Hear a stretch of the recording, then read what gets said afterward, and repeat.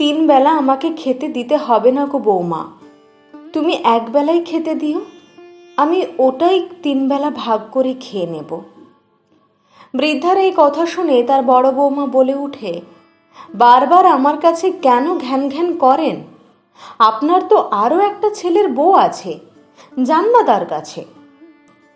বৌমার এই কথা শুনে মাথা নত করে বৃদ্ধা বলে ওঠেন, তার কাছেও আমি গিয়েছিলাম বৌমা, ছোট বৌমা দরজা খুলল না, বিকেলে আবার যাব তার কাছে।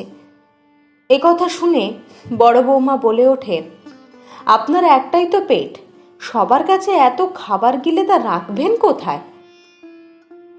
জলপূর্ণ চোখ আর শূন্য বুক নিয়ে বৃদ্ধা বলে ওঠেন, তোমরা কেউ তো আমায় খেতে দিচ্ছ না বৌমা, তাই তো সবার কাছেই তিন বেলা বাটি হাতে ঘুরছি, যে কেউ একজন একটু খাবার দিলেই হবে। তার এই কথা শুনে বড় বৌমা বলে ওঠেন, তা ওখানেই তো বাটি হাতে পড়ে থাকতে পারেন, এখানে আবার এত নাটক করার কি আছে বাপু শুনি? বৃদ্ধা কাঁদতে কাঁদতে কাতর হয়ে বলে ওঠেন, বৌমা আমি নাটক করিনি, আসলে এই ক্ষুধার্ত পেটে কাল সারাদিন কিছু খাবার পড়েনি, বড্ড কষ্ট হয় জানো তো। কত বোঝাই গো ওকে, শোনে না আমার কথা, তাই তো একবার এই দোয়ার আর একবার অন্য দোয়ার। বড় বৌমা বলে ওঠে, তা বুড়ো বয়সে এত খাই খাই কেন বলুন তো আপনার? তিন কালে গিয়ে তো এককালে ঠেকলো, মরার সময় হয়ে এলো, এখন এত শরীরের কথা না ভাবলেও চলবে। আমার পুরুষ মানুষটা সারা বছর বাইরে পরিশ্রম করে পয়সা ঘরে আনে, আর উনি শুধু খাই খাই করে। এই কথা শুনে জলপূর্ণ অবাক দুটি চোখে কাঁপা কাঁপা প্রতিবাদী কণ্ঠে বলে ওঠেন, বৌমা তোমার পুরুষ মানুষটা কিন্তু আমারই সন্তান, 10 মাস ওকে আমি পেটে ধরেছি, নিজে না খেয়ে বড় করেছি, মানুষ করেছি, কিন্তু বুঝিনি বৌমা ছেলেদের জীবন আলো করতে গিয়ে নিজেদের ভবিষ্যৎটা এভাবে অন্ধকার করে ফেলব।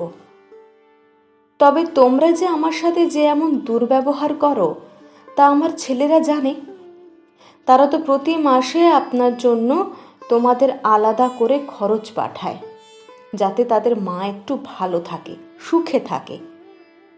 তোমাদের আমাকে আর সুখে রাখতে হবে না গো, তোমরা বরং আরো বিলাতি কুকুর ঘরে পুষে তাদেরকে খাওয়াও। কিছুক্ষণ পর ছোট বৌমাও রেগে মেগে এসে ওই অসহায় বৃদ্ধাকে গালিগালাজ করে, গায়ে হাত তোলারও চেষ্টাও করে। সাথে বড় বৌমাও তাকে বলে ওঠে, কি যত বড় মুখ নয় তত বড় কথা, ছেলেরা টাকা পাঠালেই বুঝি খরচা করতে হবে আপনার জন্য?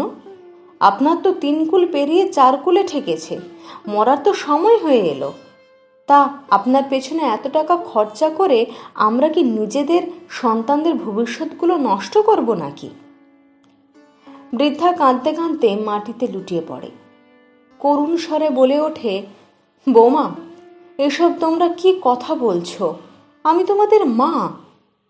তার কথা শুনে 2 বৌমা একসাথে বলে ওঠে, মুখে তো বেশ ভালোই বুলি ফুটেছে আপনার, তা যান না ইনকাম করে খান। বৃদ্ধা বুকে পাথর চেপে তার মুখের জড়ো হয়ে যাওয়া চামড়ার খানিক মৃদু হেসে বলে ওঠেন, বেশ তাই করব বৌমা, ঈশ্বর তোমাদের মঙ্গল করুক, আমি নিজের রাস্তা নিজেই দেখে নেব। তারপর থেকে বৃদ্ধা জটাগ্রামে চৌরাস্তার মোড়ে লোকের জমি থেকে আলু কুড়িয়ে বিক্রি করে স্বাবলম্বীভাবে জীবনযাপন করছেন। তাকে আর পাততে হচ্ছে না কারো কাছে হাত, তাকে আর খেতে হচ্ছে না নোংরা নোংরা গালিগালাজ, তাকে আর পেতে হচ্ছে না অপ্রত্যাশিত লাঞ্ছনা, অবমাননা, অপমান, উপেক্ষা।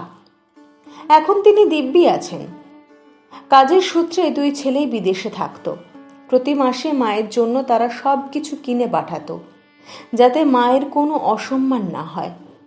কিন্তু 2 বৌমাই স্বার্থপরের মতো তার সাথে দুর্ব্যবহার করেছে, তাকে ঘর থেকে বের করে দিয়েছে।